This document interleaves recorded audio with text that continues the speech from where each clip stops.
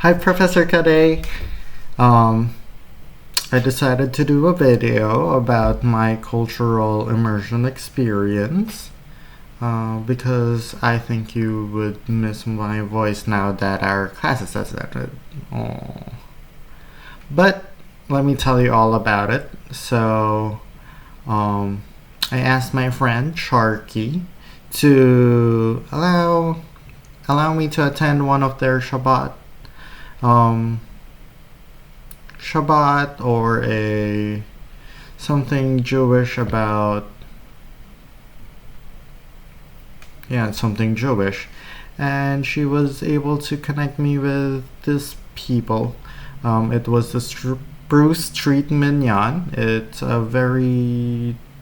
a traditional kind of service.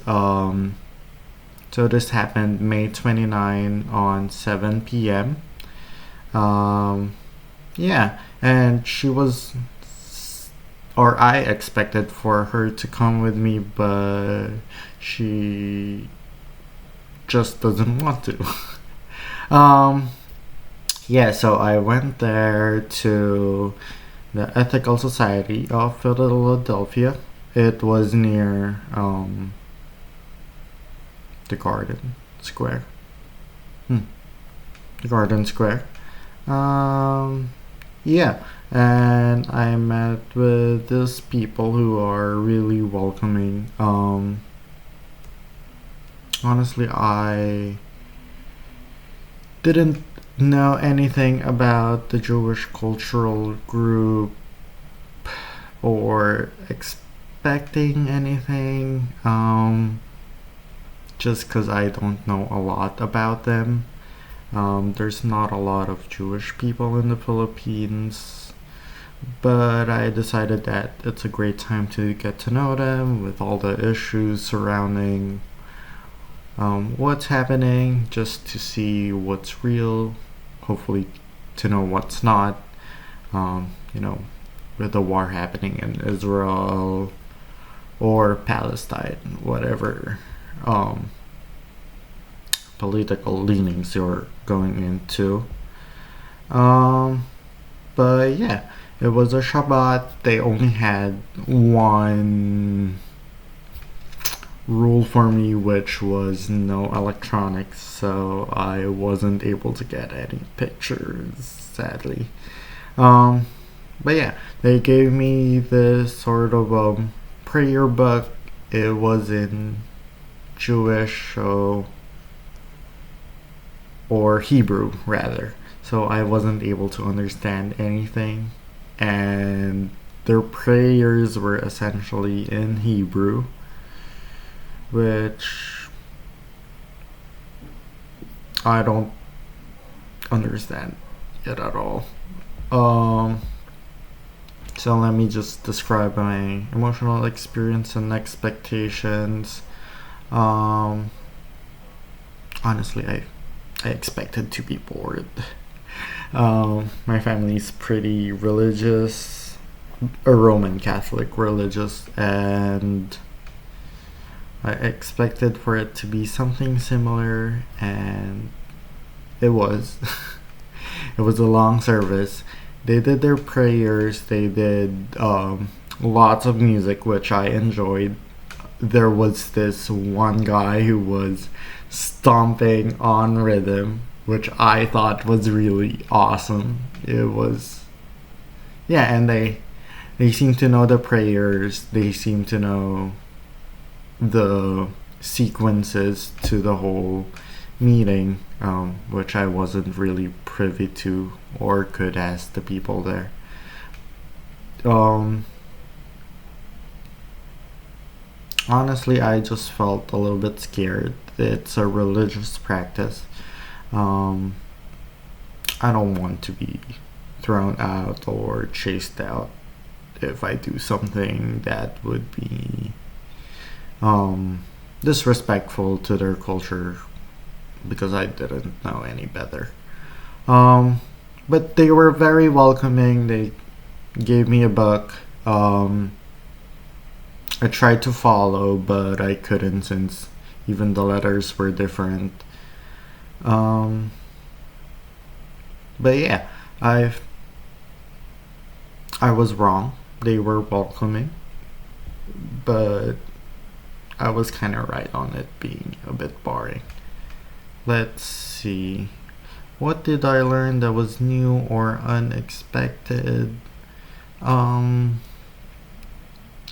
I guess how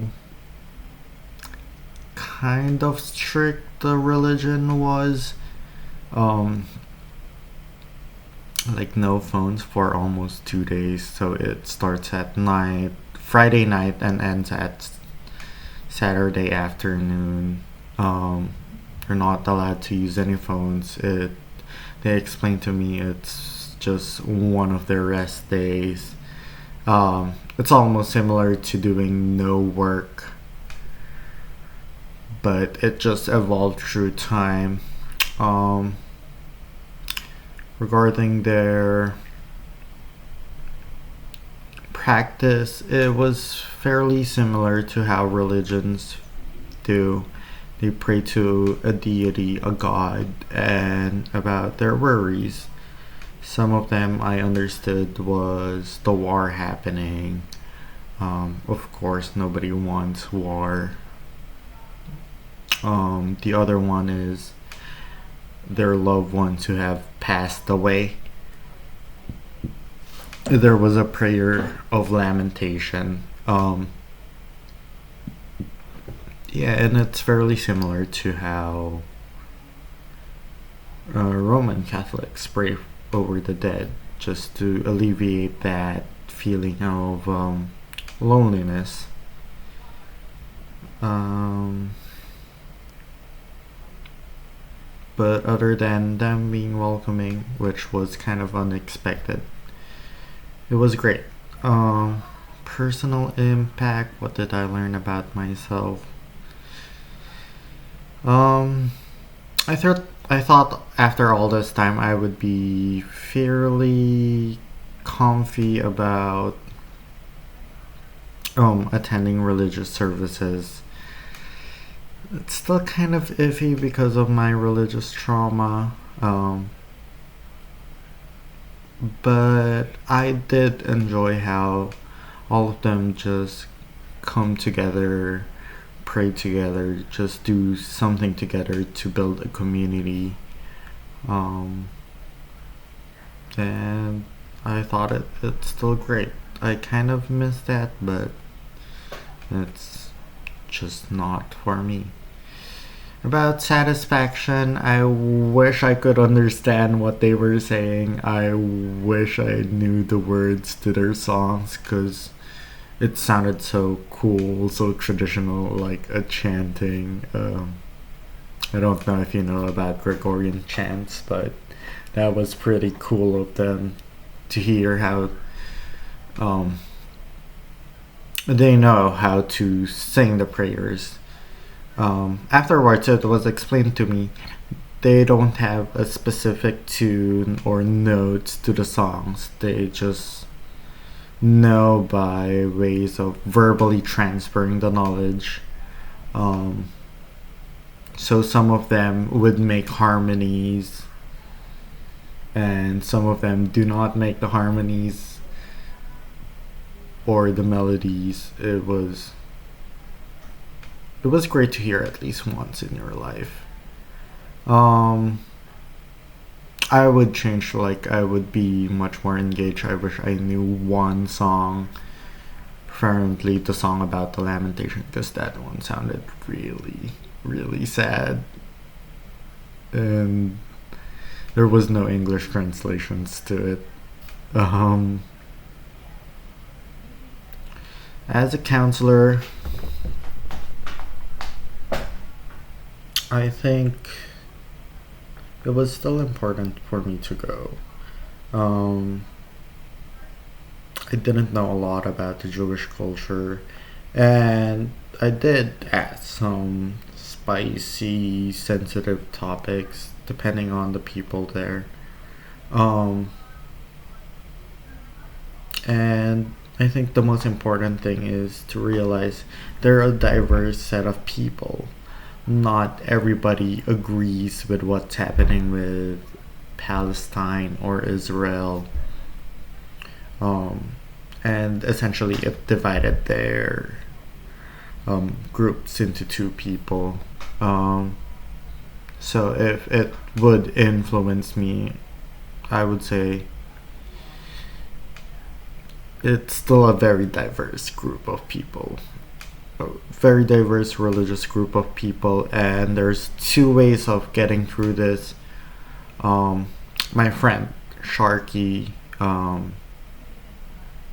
just left the religious stuff altogether. She was also traumatized and leaning towards Palestine more, about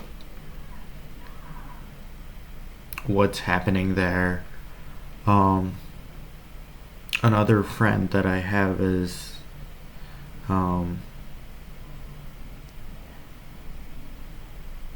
yeah, I'm not telling his name, but he essentially left, is not that religious, but still identifies as Jewish, as this cultural rather than religious concept, where he follows the tradition, still studies the language, but doesn't essentially believe in their version of God anymore. And I think that's great. We all have our different adventure, our different journeys through this. I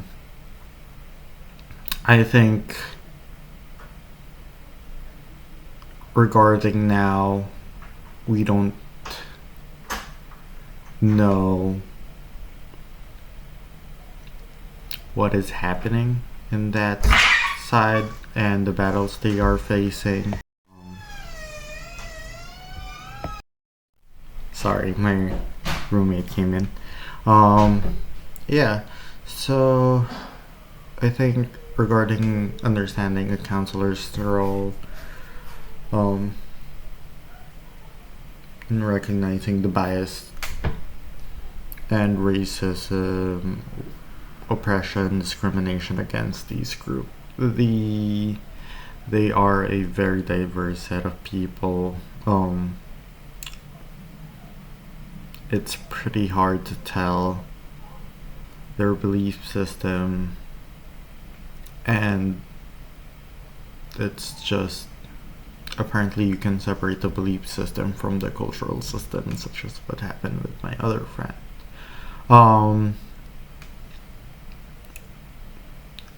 And even if they do identify as Jewish, you just couldn't assume at all, and see how the religious experience, the cultural experience is like for them. You can, and they do appreciate you asking about it.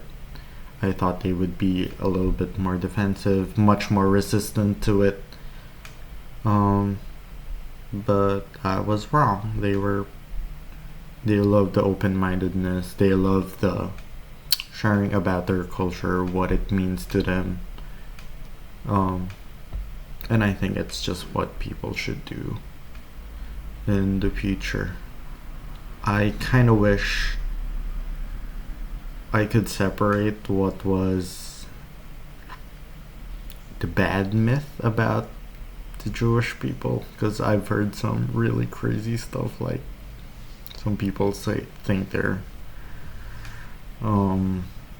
rule the world at the background, or the worst one was they're vampires, but they're just unsubstantiated. I couldn't find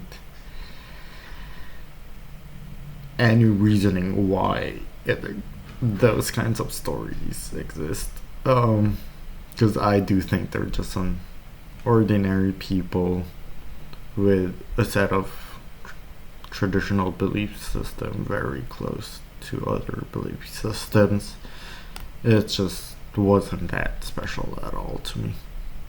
But thanks for hearing me, and thanks for the semester. Have a great day. Bye bye.